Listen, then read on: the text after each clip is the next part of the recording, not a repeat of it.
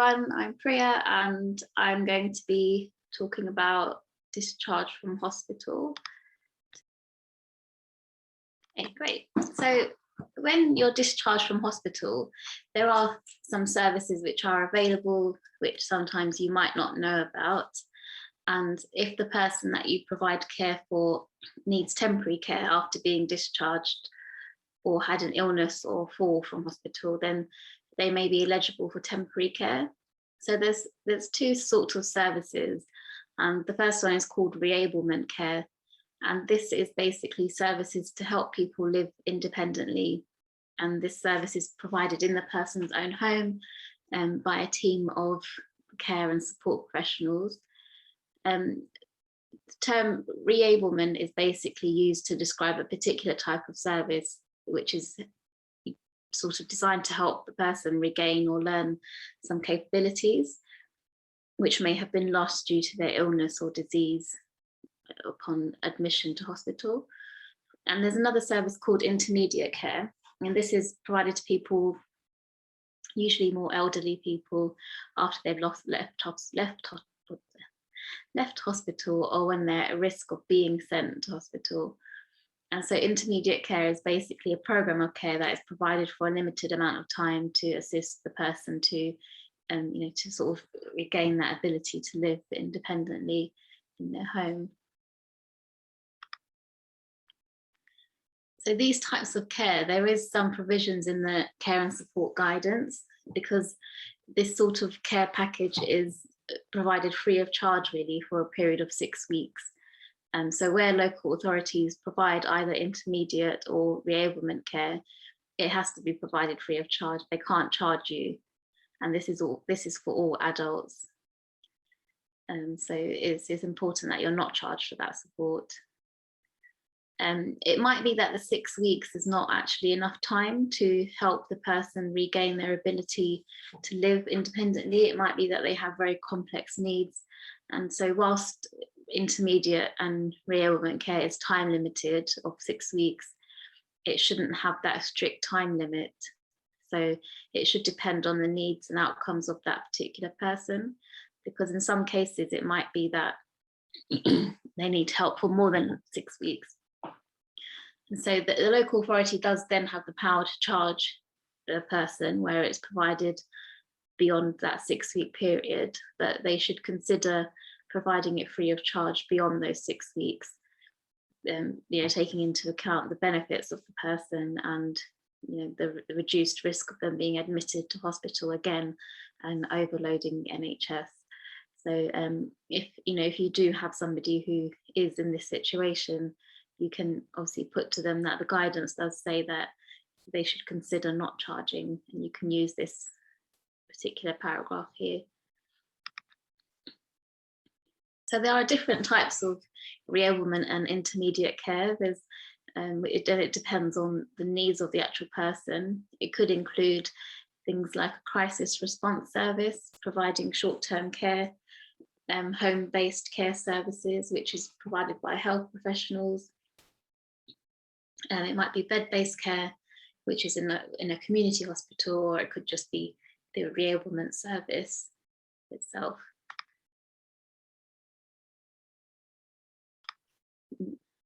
So before the person is actually discharged, there are a few things that have to happen, and each hospital has its own discharge policy, and it's best to ask for a copy of this from the ward that your loved ones are staying in, or from the patient advice and liaison service, which is also known as PALS.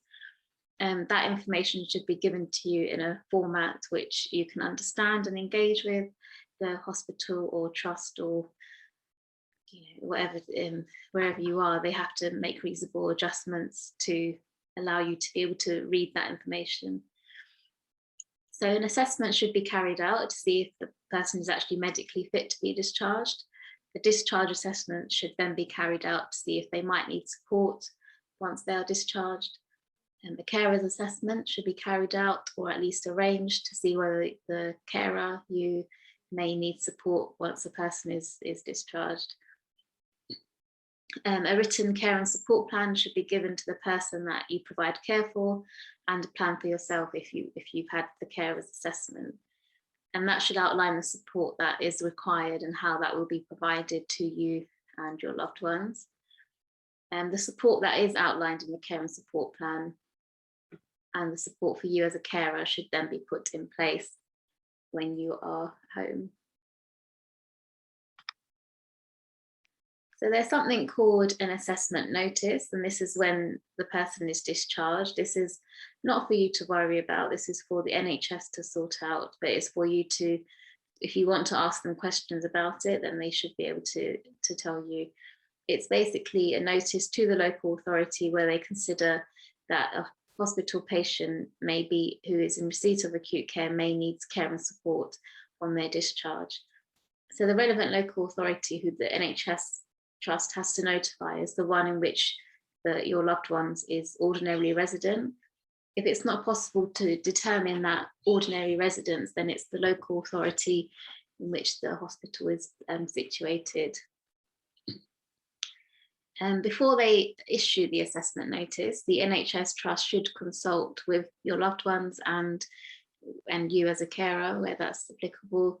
And this is just to avoid any unnecessary assessment.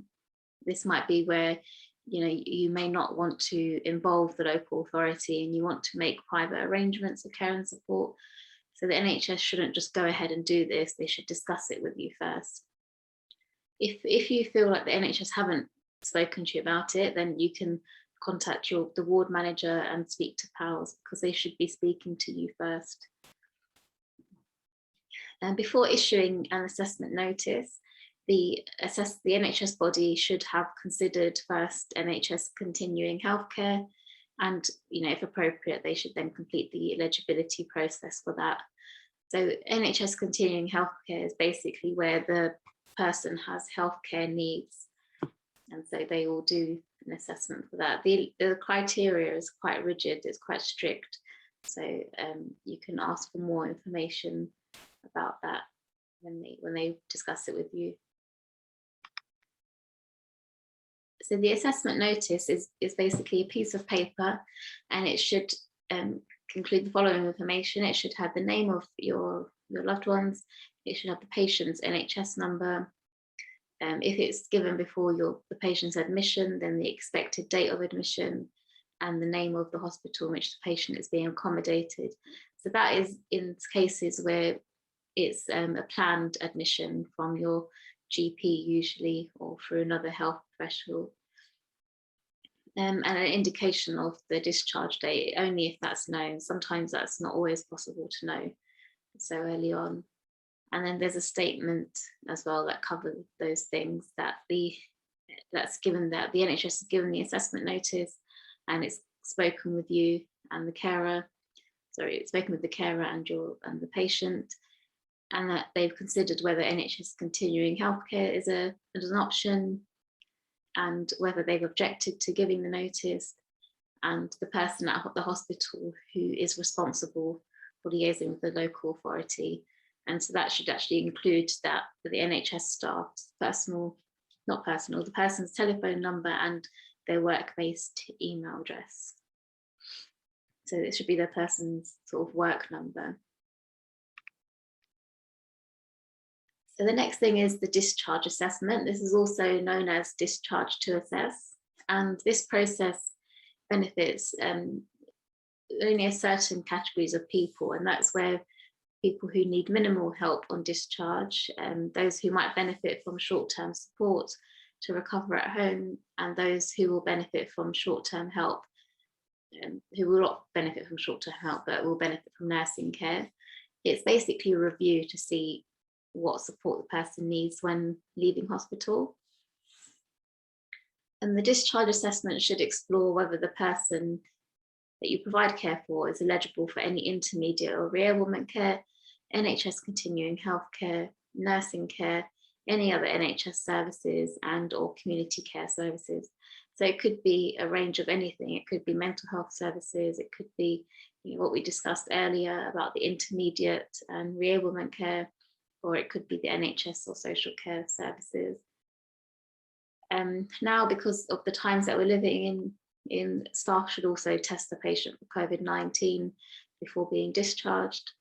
And the discharge notice should include this information, so similar to the assessment notice: the name, NHS number, name of the hospital, the name of the person, name and contact details of the person at the hospital, and the date where the person is going to be discharged. So if your loved ones have dementia or another type of memory impairment, you can check whether the hospital supports national schemes. There's one called the Butterfly Scheme, and this scheme aims to improve the care, safety and well-being of people who have dementia and memory impairments while in hospital. And this scheme has actually now been adopted by nearly 200 hospitals and healthcare teams across the UK and Ireland. And hospital and healthcare staff basically use the skills and systems which are provided by the Butterfly Scheme, which then enables them to care appropriately for people with dementia and memory impairments as well. So it's not just dementia, it's where somebody has a memory impairment as well. There's also something called John's Campaign. This is particularly only for people with dementia.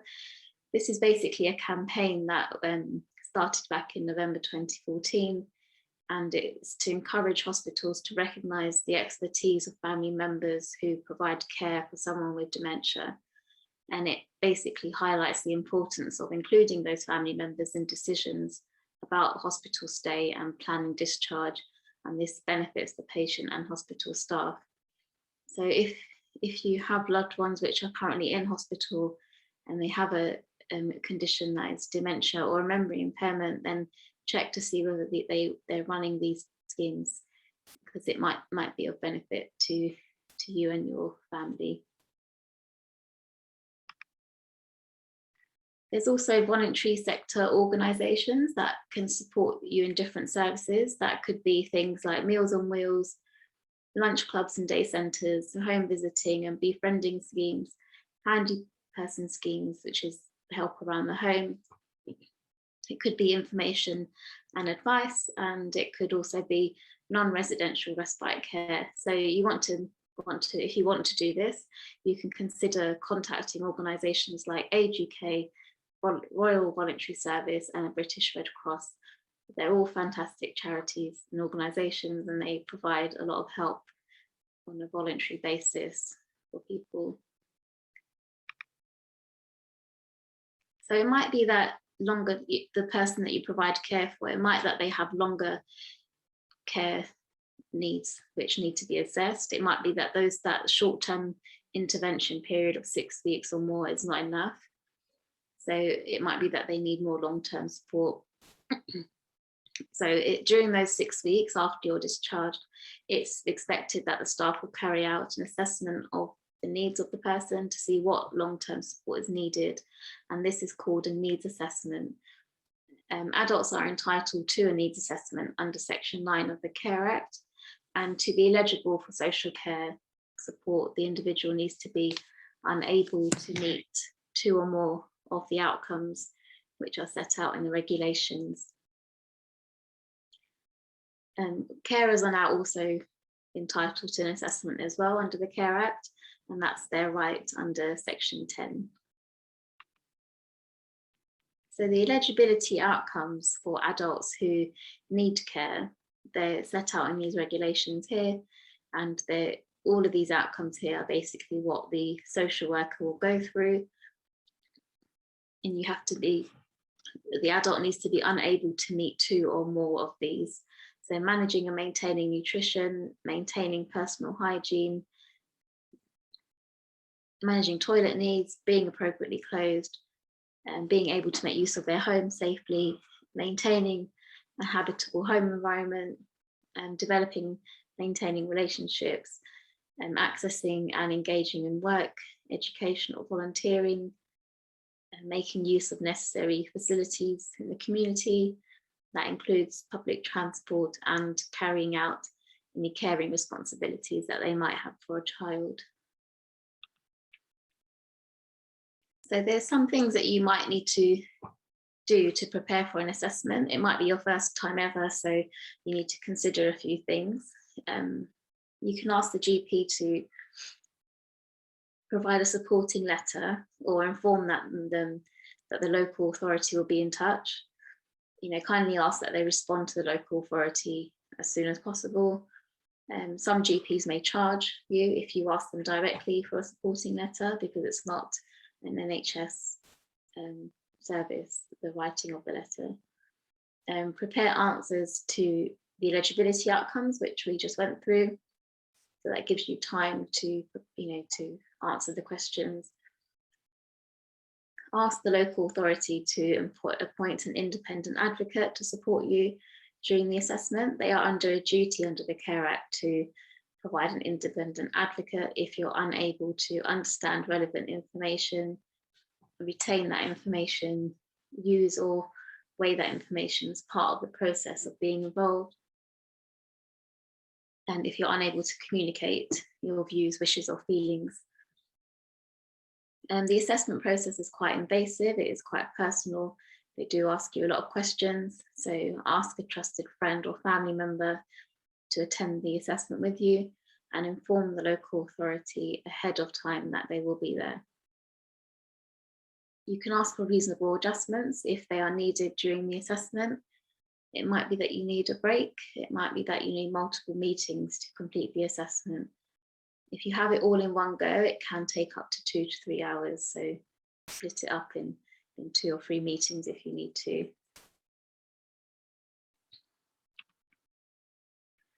So there are also eligibility outcomes for carers. If carers need long-term support when their loved ones are discharged from hospital, and they too are set out in the regulations, and these are carrying out any caring responsibilities that the carer has for a child.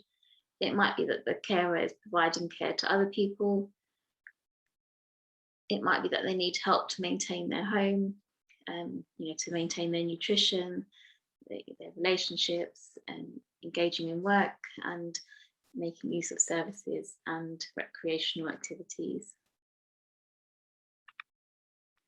And that's it. You're welcome to contact us on any of these sort of channels if you have any questions.